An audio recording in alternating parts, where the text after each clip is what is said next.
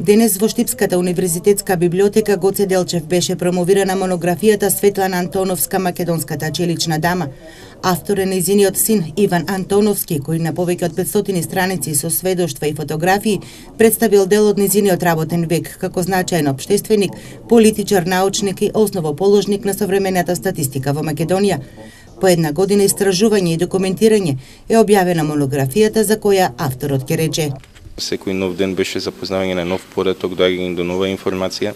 Не секогаш сите врати на институциите беа отворени, не секогаш можеше да се најде живи сведоци за сите случувања.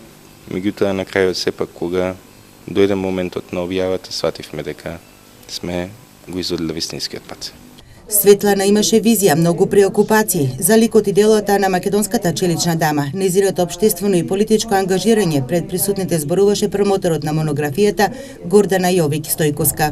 Се сеќавања на нејзините современици, преку кои може да се види која била Светлана вистински, бидејќи тоа се мислења, тоа се сеќавања, тоа се искази на луѓе кои што живееле со неа, кои што знаеле што работела, не само од Македонија, туку многу пошироко, и би ми било навистина задоволство да се оваа книга види, бидејќи не само што е монографија, не само што е приказна за еден живот низ фотографии, низ текст, низ тие сеќавања, туку е една поука како треба да живее и да се биде човек. Монографијата содржи дел од работниот век на Антоновска, најмногу во статистика во периодот од 80-тите години на минатиот век.